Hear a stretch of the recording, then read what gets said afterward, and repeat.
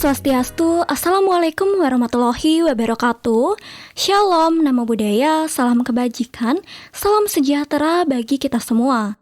Selamat datang saya ucapkan kepada para pendengar podcast spesial Hari Anak Nasional, Divisi Khusus Komunitas Mahasiswa Peduli Kesehatan Ibu dan Anak. Bersama saya, Ana Agung Ayu Berlian Puspita Devi, mahasiswi aktif program studi Sarjana Kesehatan Masyarakat yang saat ini sebagai moderator yang akan memandu berlangsungnya podcast. Nah, pembahasan podcast spesial kali ini mengusung tema Stop Kekerasan pada Anak, Revitalisasi Hak dan Perlindungan Anak melalui suasana lingkungan rumah yang ramah anak. Oke, sebelum itu saya ingin bercerita sedikit nih tentang mengapa kita mengusung tema tersebut, tujuannya apa, dan juga memperkenalkan narasumber-narasumber yang akan sharing informasi pada podcast kali ini. Nah, masih ingatkah teman-teman dengan kasus Angeline? Itu adalah kisah yang luar biasa tentang pelecehan anak. Tapi mungkin ada begitu banyak anak yang mengalami tindak kekerasan yang tidak pernah punya kesempatan untuk diekspos. Bagaimana dengan anak-anak Indonesia yang tidak pernah ketahuan, yang mengalami kekerasan fisik, psikis, dan seksual di dalam keluarganya? Pada akhirnya mereka tetap menjadi korban. Maka dalam rangka Hari Anak Nasional, kami Divisi Khusus Komunitas Mahasiswa Peduli Kesehatan Ibu dan Anak melalui podcast spesial edisi Hari Anak Nasional mengajak seluruh keluarga dan masyarakat Indonesia mengambil peran dalam Stop Kekerasan pada Anak, Revitalisasi Hak dan Perlindungan Anak melalui suasana lingkungan rumah yang ramah anak. Divisi Khusus Komunitas Mahasiswa Peduli Kesehatan Ibu dan Anak mengundang dua narasumber yang merupakan mahasiswi aktif program studi Sarjana Kesehatan Masyarakat Fakultas Kedokteran Universitas Udayana. Di antaranya narasumber pertama yaitu Dewa Ayu Kadek Wahyuni sebagai Ketua Himpunan Mahasiswa Kesehatan Masyarakat. Narasumber kedua yaitu Nimade Mary Setyaningsih sebagai Kepala Divisi Khusus Komunitas Mahasiswa Peduli Kesehatan Ibu dan Anak. Oke, sebelum kita memasuki topik pembahasan yang lebih mendalam, ada suatu kutipan menarik nih yang perlu kita renungi.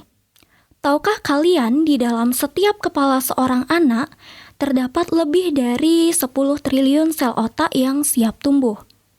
Satu bentakan atau makian mampu membunuh lebih dari 1 miliar sel otak saat itu juga. Satu cubitan atau pukulan mampu membunuh lebih dari 10 miliar sel otak saat itu juga. Sebaliknya, satu pujian atau pelukan akan membangun kecerdasan lebih dari 10 triliun sel otak saat itu juga.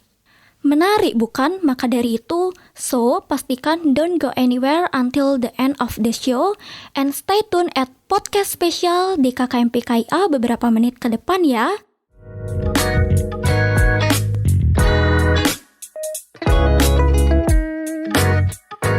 Oke, langsung aja saya sapa narasumber-narasumber keren for us for our options today yang sudah hadir di podcast kali ini. Oke, yang pertama, hai Kak Dewayu. Halo Gong. Hai Kak Mary. Hai Gong. Bagaimana nih kabarnya? Baik dong ya pastinya. Ya, Stengkara masih sehat sampai sekarang ya. Oke, dari energi dan aura yang dipancarkan nih, aku merasakan narasumber kita udah sangat siap dan semangat untuk saling sharing informasi kepada kita semua terkait kepedulian terhadap anak Indonesia. Betul begitu Kak? Pastinya dong ya. Iya. Oke, untuk mempersingkat waktu, yuk kita masuk ke topik pembahasan pertama yaitu situasi dan kondisi anak Indonesia saat ini. Tidak dapat dipungkiri bahwa seringkali kasus kekerasan pada anak masih dianggap sebagai masalah domestik atau internal keluarga yang tidak layak atau tabu untuk diekspos pada pihak luar atau diketahui oleh orang lain. Berdasarkan hal tersebut, bagaimanakah pandangan atau persepsi kakak terhadap situasi dan kondisi anak Indonesia saat ini? Oke, thank you ya Gong ya. Jadi kalau ditanya mengenai situasi dan kondisi anak Indonesia saat ini ya.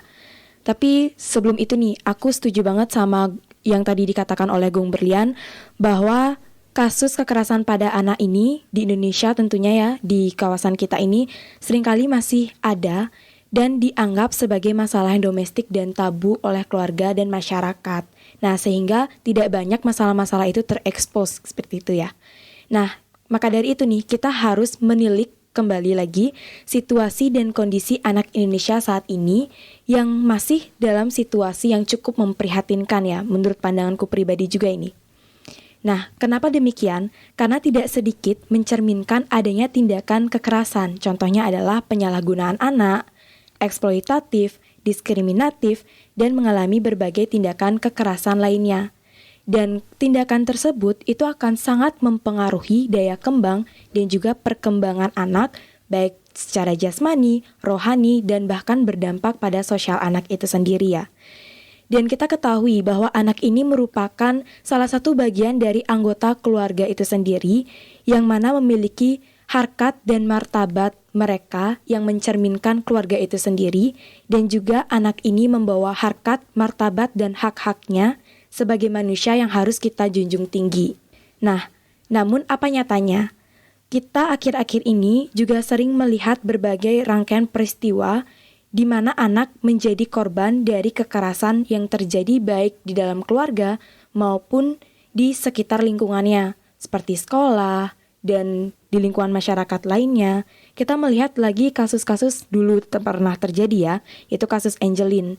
Kasus kekerasan yang marak-maraknya masih waktu itu sedang panas-panasnya, hangat-hangatnya diperbincangkan. Tapi tidak sampai di sana ternyata kasus kekerasan. Bahkan akhir-akhir ini masih saja terjadi kasus kekerasan pada anak. Nah, itu membuktikan bahwa kekerasan pada anak ini tidak bisa kita pungkiri bahwa akan stop berhenti pada perkembangan zaman yang ada. Pasti ada aja hal-hal yang memicu untuk terjadinya kekerasan pada anak tersebut. Nah, maka dari itu kita sebagai bangsa Indonesia juga tentunya anak ini merupakan generasi penopang bangsa, penerus bangsa juga.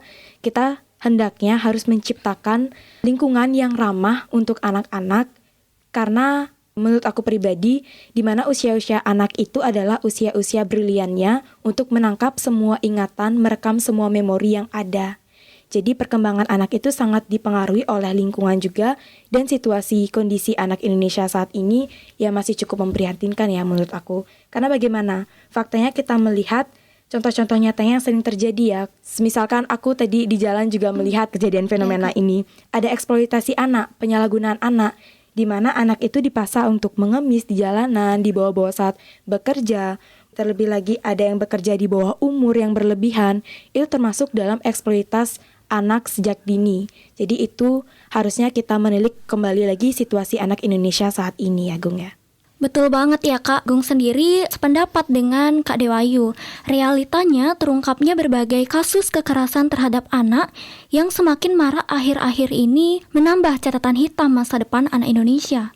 Jika kita perhatikan, kekerasan pada anak tidak selalu terlihat tandanya secara kasat mata.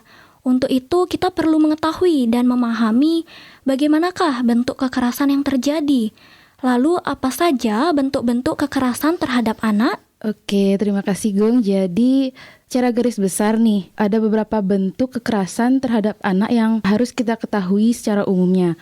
Yang mana yang pertama itu kekerasan fisik.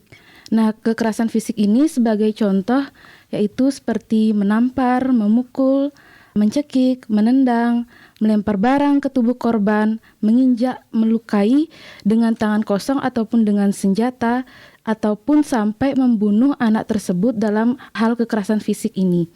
Nah, korban kekerasan jenis ini biasanya mudah dikenali karena tampak langsung pada fisik korban, yaitu akan ada luka memar, berdarah, patah tulang mungkin, atau bentuk kekerasan lainnya di kondisi fisik anak tersebut. Nah, yang selanjutnya itu kekerasan secara psikis. Yang mana kekerasan ini, dalam bentuk kekerasan ini yaitu sasarannya pada rohani dan jiwa anak tersebut, sehingga tidak begitu mudah untuk dikenali karena tidak memberikan bekas yang tampak jelas bagi orang lain. Nah, wujud dari kekerasan ini antara lain yaitu menghina, mencaci, ancaman atau bahkan melecehkan yang membuat anak itu merasa tidak nyaman dalam lingkungan tersebut. Selanjutnya yaitu kekerasan seksual. Nah, kekerasan seksual ini sebagai contoh yaitu kekerasan yang mengikut sertakan anak dalam situasi seksual dengan orang dewasa, yaitu melakukan tindakan yang mengarahkan ke ajakan seksual seperti menyentuh, meraba, mencium, ataupun bahkan melakukan tindakan-tindakan lain yang tidak dikehendaki oleh korban tersebut atau anak tersebut. Nah, selanjutnya yaitu pengabaian atau penelantaran, yang mana penelantaran ini ketika orang tua lalai memperhatikan kebutuhan dasar anak seperti kebutuhan pangannya, sandang, dan papan. Selain itu juga kebutuhan cinta dan kasih sayang dari orang tua untuk anaknya, dan dukungan emosional, pendidikan, rasa aman, serta meninggalkan anak dalam waktu yang cukup lama. Jadi itu beberapa bentuk kekerasan terhadap anak yang secara umum harus kita ketahui dalam lingkup kehidupan kita sekitar ini. Oke, secara sederhana bentuk kekerasan terhadap anak memang begitu banyak bentuknya, tidak hanya kekerasan secara fisik, tetapi yang perlu kita perhatikan juga kekerasan mental dan lain sebagainya. Kekerasan yang terjadi pada anak apapun bentuknya tentu dapat meninggalkan bekas seumur hidup. Percaya atau tidak, pengasuhan yang kasar adalah sesuatu yang tidak jarang dilakukan di masyarakat. Lalu, situasi dan faktor apa sajakah yang dapat mendorong keluarga sebagai pelaku kekerasan terhadap anak? Oke, Gung ya. Jadi pasti adanya faktor yang mendorong terjadinya kekerasan pada anak dalam keluarga itu sendiri ya. Nah, jadi faktornya itu jika dibilang faktornya itu sangat kompleks, sangat beragam, dan kita tidak bisa melihat pada satu faktor saja untuk memicu terjadinya kekerasan ini pada keluarga. Kenapa? Karena dari banyaknya segi faktor yang ada itu saling berhubungan dan membentuk kombinasi sehingga akan memicu terjadinya kekerasan pada anak dalam keluarga itu. Nah, berdasarkan literatur ini yang dibaca bahwa ada beberapa penyebab timbulnya kekerasan terhadap anak. Yang pertama, itu sebagian besar dapat dipicu oleh alasan ekonomi, kemiskinan, dan tekanan hidup. Nah, ini salah satu contoh nyatanya ya, kemiskinan dan ekonomi. Mungkin ini akan sangat mempengaruhi bagaimana hubungan keharmonisan itu dalam keluarga, sehingga akan memicu mungkin akan terjadinya eksploitasi anak seperti yang tadi telah dibahas di awal ya. Itu faktor yang kedua, itu ada faktor individu. Nah, individu ini dilihat bagaimana individu seorang orang tua yang menjadi pengasuh pendidik dari anak itu sendiri. Karena faktor individu ini sangat mempengaruhi bagaimana cara mereka untuk mendidik anak-anaknya dia. Faktor individu ini seperti mungkin bisa dibilang latar belakang masa kecilnya yang penuh dengan kekerasan. Maka itu akan membawa cara para orang tua untuk mengasuh anaknya pada saat ini. Mungkin lebih otoriterkah, mungkin kekerasan yang dimunculkan itu terlalu berlebihan dan lain sebagainya. Itu dapat memicu kekerasan yang berlebihan. Lalu yang ketiga mungkin ada faktor sosial.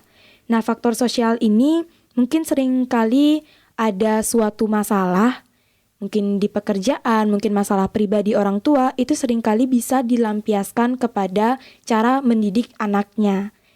Dan faktor-faktor lainnya mungkin bisa dilihat, faktor keempat, itu ada harapan dan tuntutan yang tidak realistis.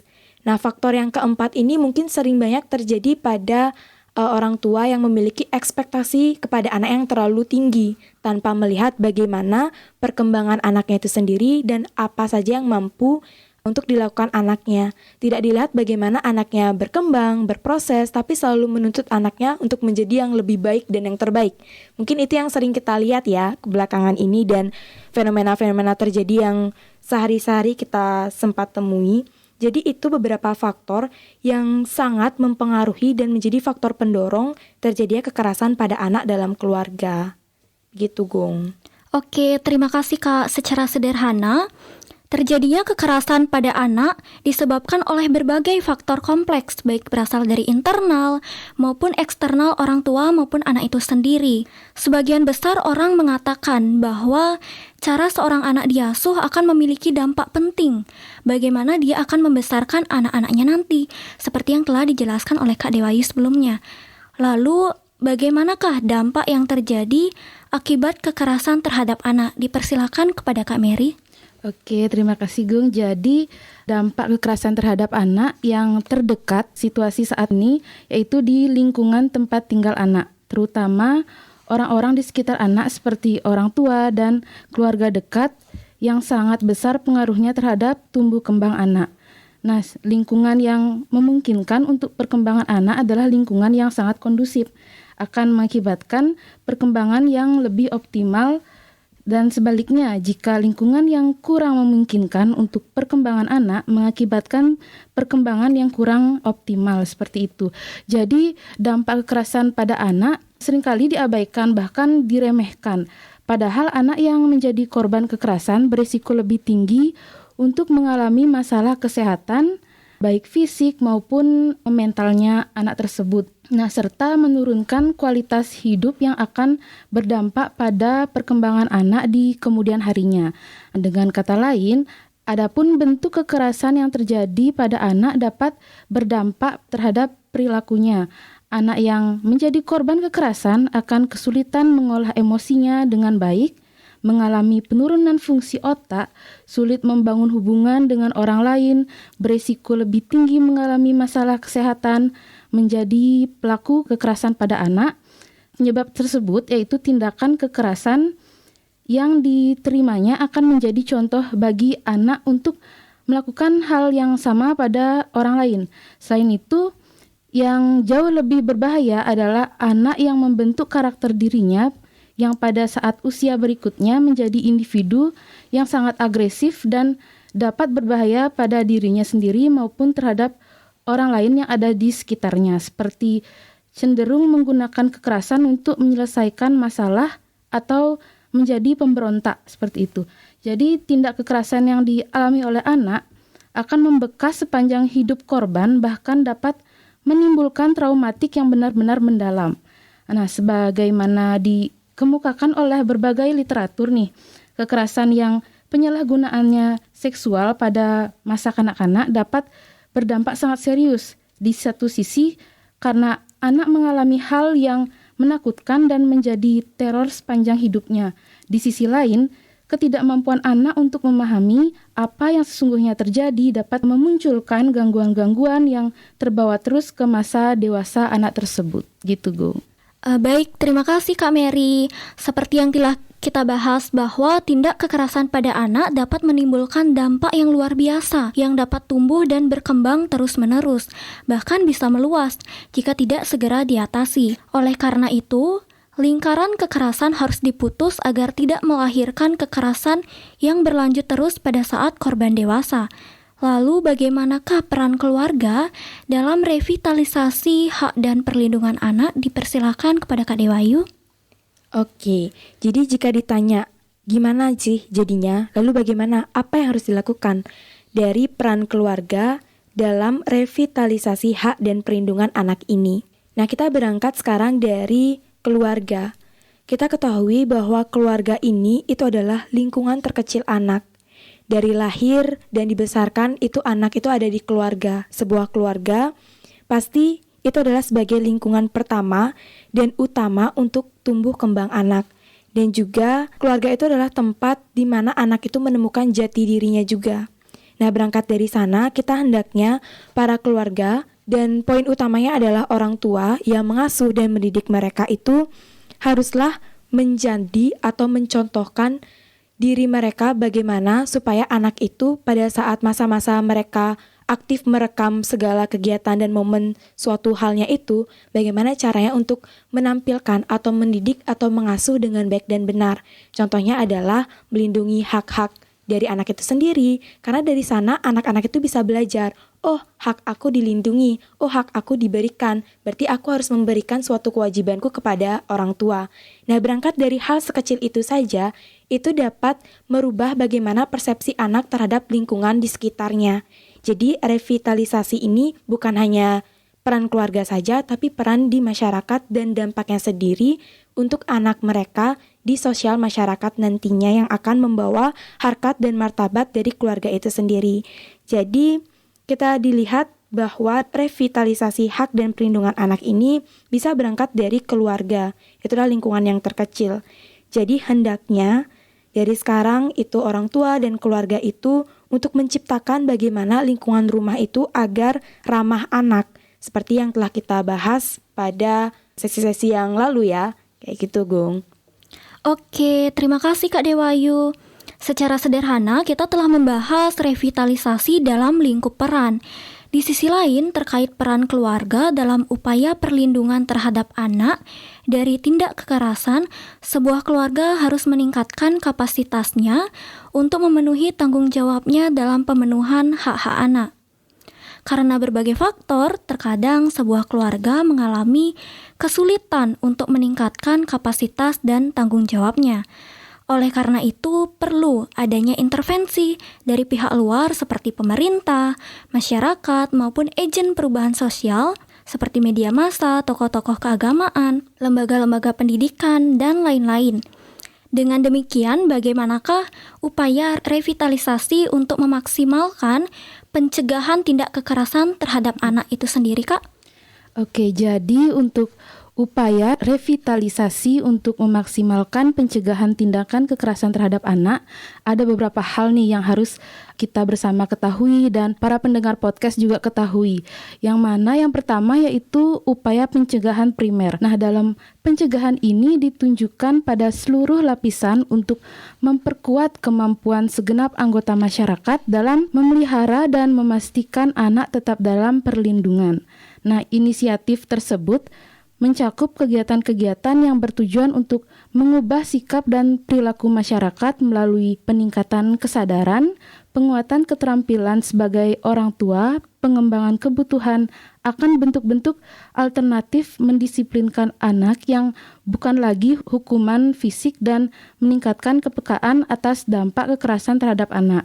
Nah, berbagai kegiatan sosialisasi ini bisa dilakukan dan didukung oleh pemerintah dalam bentuk peraturan-peraturan terkait perlindungan anak, kampanye media massa, serta pengembangan materi-materi dalam kegiatan penyuluhan keagamaan yang mengarahkan pada pola pengasuhan yang ramah anak. Nah, upaya yang kedua yaitu yang harus kita terapkan yaitu upaya pencegahan sekunder, yang mana pada pencegahan ini upaya intervensi dini yang ditunjukkan pada anak dan keluarga yang telah diketahui rentan atau berisiko mengalami perlakuan salah atau penelantaran, dan intervensi ini bertujuan untuk pencegahan keluarga-keluarga yang berada dalam risiko melakukan perlakuan salah guna mengubah keadaan sebelum terjadi hal buruk terhadap anak tersebut.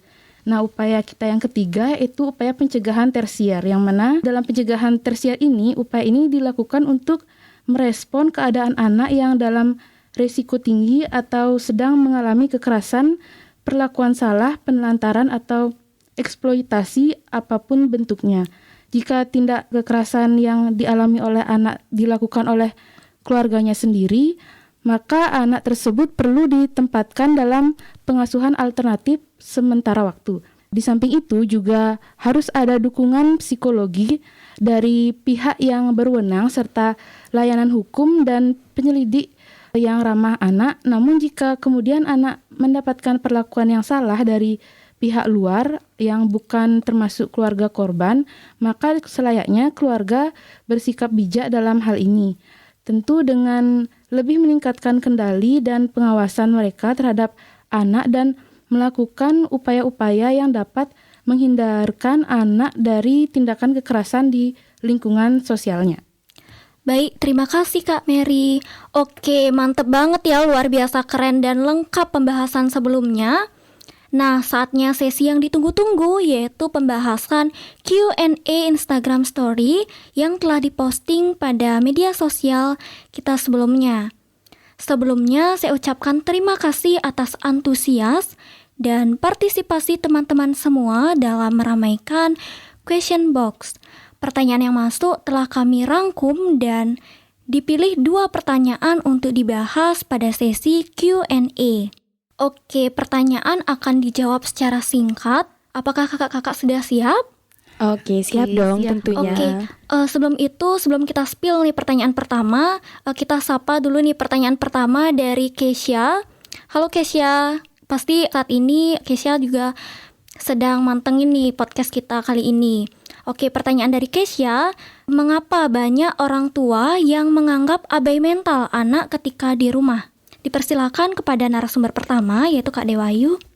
Oke, sebelumnya thank you ya buat Kesha untuk penanya di rumah atau yang sedang mendengarkan nih. Kira-kira pertanyaan Kesha ini cukup bagus ya, yang artinya sudah melihat bagaimana kondisi-kondisi terkini mengenai kekerasan pada anak. Oke, jadi pertanyaannya tadi mungkin dari Kesha itu adalah mengapa banyak orang tua yang menganggap abai mental anak ketika di rumah? Oke, mengapa ya? Nah, mungkin nih aku jawab pribadi juga dengan sepengetahuanku dan sepenglihatanku di luar sana, bahwa kenapa diabaikan, sebenarnya bukan diabaikan, mungkin ada beberapa diabaikan itu bukan karena kesengajaan dan lain hal. Itu karena mungkin dari orang tuanya itu adalah kurang sadar dalam memahami permasalahan mental pada anak. Karena kekerasan pada anak ini sangat erat kaitannya terhadap mental dan bagaimana pembentukan karakter anak itu. Nah, mengapa kurang sadar nih para orang tua mengenai permasalahan kekerasan pada anak ini? Mungkin yang pertama itu karena dibutakan oleh ambisi. Dibutakan karena ambisi, mungkin anaknya biar juara 1 terus, atau enggak anaknya adalah yang terbaik di sekolah dan lain sebagainya. Ekspektasi-ekspektasi yang di luar kemampuan dari anaknya itu sendiri seringkali itu menciptakan suasana yang tertekan pada anak. Nah, suasana tertekan secara mental pun itu termasuk dalam kekerasan pada anak. Nah, selain itu, mungkin faktor-faktor lainnya yang tadi sudah dijelaskan sebelum-sebelumnya, seperti keadaan ekonomi, kemiskinan, sifat otoriter yang selalu dibawa oleh orang tua, budaya dalam keluarganya, itu juga turut andil dalam menciptakan suasana kekerasan pada anak ini. Tapi faktor-faktor tersebut kita tidak bisa 100% menyalahkan kepada orang tua. Tapi disinilah peran kita sekarang, kita harus sadar, kita harus buka, kita harus mawas diri terhadap permasalahan-permasalahan ini. Karena sesulit apapun situasi orang tua, itu hendaknya bisa memberikan posisi anaknya untuk mendapatkan kenyamanan, hak-haknya mereka, sehingga mereka juga tahu apa kewajiban mereka sebagai anak-anak ini. Dan perlu diingatkan bahwa hendaknya para orang tua untuk membangun suasana rumah yang ramah anak. Oke, mungkin itu ya yang bisa aku bantu jawab untuk pertanyaan Kesha. Oke, keren banget ya Kak. Next kita di pertanyaan kedua dari Devi. Kita sapa Devi dulu yang di rumah mantengin podcast kali ini. Oke, halo Devi. Pertanyaannya yaitu mengapa anak seringkali menjadi sasaran dalam kekerasan, terutama dalam keluarganya. Oke, aku persilakan kepada narasumber kedua kita yaitu Kak Mary. Silakan Kak. Oke, jadi untuk pertanyaan yang kedua dari Devi, aku izin jawab. Jadi untuk kasus ini, kekerasan anak itu menjadi sasaran dalam keluarga terjadi karena penyalahgunaan kekuatan oleh yang kuat terhadap yang lemah. Nah, jadi orang tua yang memiliki kekuatan fisik ataupun non-fisik dalam artian karena merasa memiliki status yang tinggi dalam struktur keluarganya atau merasa dirinya super prioritas, bisa berbuat apa saja termasuk melakukan kekerasan terhadap anaknya. Sedangkan anak yang berada dalam posisi yang lemah, dia di posisi yang lemah nih dan dilemahkan, ya pasti mereka itu nggak akan melawan menghadapi perlakuan tersebut dari orang tuanya.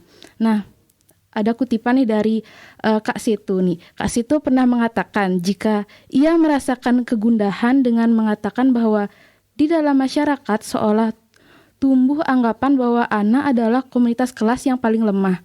Nah, mereka pribadi-pribadi kecil yang lemah yang sepenuhnya berada dalam kendali orang dewasa.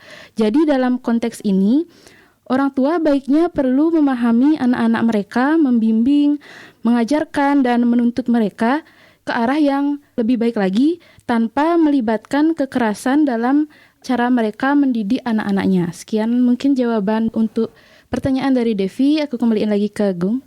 Oke, keren banget ya Kak Mary. Terima kasih atas jawabannya, luar biasa. Oke, wah aplaus dulu nih, kita aplaus dulu. Pertanyaan dari teman-teman semua luar biasa kerennya ya. Karena keterbatasan waktu nih dan kita udah berada di penghujung. Saya izin untuk membacakan kesimpulan dari pembahasan kita dari ujung A sampai Z tadi, yaitu keluarga merupakan lingkungan pertama dan utama tumbuh kembang anak. Sebuah keluarga, khususnya orang tua, diharapkan mampu mengoptimalkan peranannya terutama dalam bersosialisasi dan berinteraksi dengan anak-anak mereka.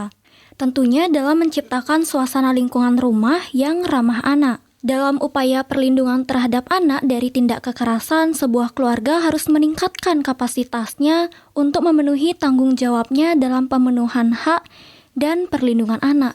Karena berbagai faktor, terkadang sebuah keluarga mengalami kesulitan untuk meningkatkan kapasitas dan tanggung jawabnya, sehingga rentan terjadinya tindak kekerasan.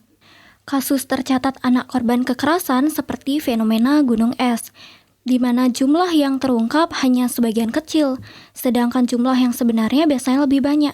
Menjadi ironi ketika lingkungan rumah yang seharusnya menjadi tempat yang ramah anak, berubah menjadi tempat kekerasan. Dengan begitu, seakan tidak ada lagi zona aman bagi anak untuk tumbuh kembang dengan aman, nyaman, dan tanpa kekerasan. Oleh karena itu, diperlukan upaya revitalisasi hak dan perlindungan anak melalui suasana lingkungan rumah yang ramah anak untuk memutus lingkaran kekerasan agar tidak melahirkan kekerasan yang berlanjut terus pada saat korban dewasa. Oke, keren ya. Nah, dari dua narasumber kita tadi, sebenarnya kalau Gong Berlian pribadi, so many question that I wanna ask to them, tapi sayang sekali waktu kita terbatas. Jadi don't forget to follow our Instagram @han.pskmunut2022 dan @hmkmfkunut untuk more information. Terima kasih banyak saya ucapkan kepada kakak-kakak narasumber. Senang sekali rasanya pada podcast kali ini dapat berjumpa dan ditemani oleh narasumber-narasumber luar biasa yang telah memberikan inspirasi kepada kita semua untuk saling bertukar pikiran, sharing informasi sebagai bentuk kepedulian dalam rangka Hari Anak Nasional. Izinkan saya untuk menutup podcast kali ini dengan suatu kutipan. Anak bagaikan pelita, dialah masa depan. Cahayanya selalu terpancar ke arah masa depan. Mari kita jaga cahayanya. Kami, Divisi Khusus Komunitas Mahasiswa Peduli Kesehatan Ibu dan Anak, Himpunan Mahasiswa Kesehatan Masyarakat, Fakultas Kedokteran Universitas Udayana, mengucapkan Selamat Hari Anak Nasional tahun 2022 kepada seluruh anak di Indonesia, penerus bangsa, penyambung peradaban. Semoga anak-anak di Indonesia bisa mendapatkan kehidupan yang lebih baik, penuh cinta kasih dari kedua orang tua dan juga keluarga dan tentunya lingkungan keluarganya. Oke, finally aku Gong Berlian has to stand out from all of you. Terima kasih atas perhatian dan partisipasi teman-teman semua. Semoga podcast kali ini bermanfaat. Sampai jumpa kembali di podcast spesial Divisi Khusus Komunitas Mahasiswa Peduli Kesehatan Ibu dan Anak pada edisi selanjutnya ya. Om Santi Santi Santi Om.